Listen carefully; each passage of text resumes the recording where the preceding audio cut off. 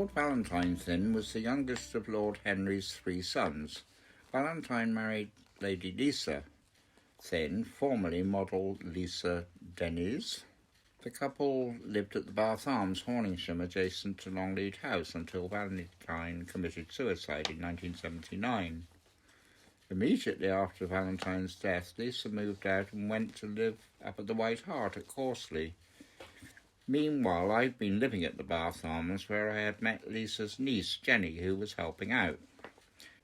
Marston House at Marston Bigot belonged to the Bonham Christies, who I grew up with.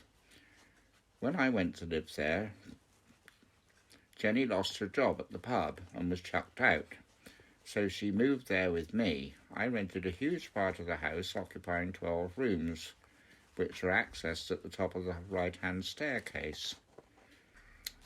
Valentine and Lisa were part of a fairly bohemian crowd, including the poet and artist Boots Bantock, whose real name was Terence.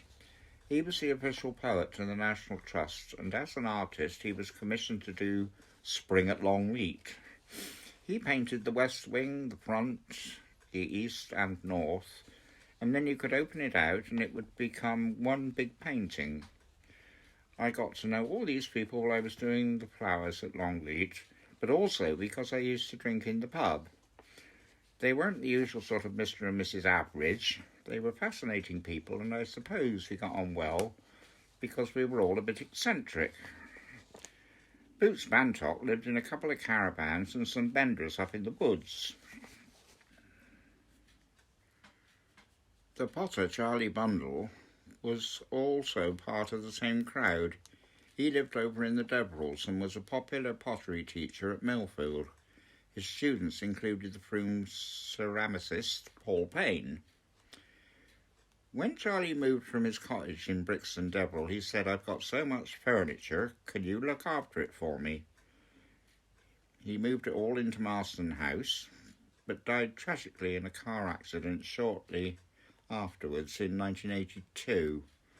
I went to Charlie's funeral with Lisa and Jenny, and I explained to his mother that I still had quite a bit of his furniture. "Well, Tony, if he trusted you to look after it, then you should keep it," she said. I sent her a card with a picture of gnomes smoking, because we all like to smoke at Longleat. Charlie used to have an old post office van, which we called the Vidormobile, because Vidor batteries were the same shade of dark blue and yellow. When he died, his dog Josie Wales, the outlaw, was with him and was then put down and cremated along with his master. Charlie was a great bloke and never said anything unkind of anyone.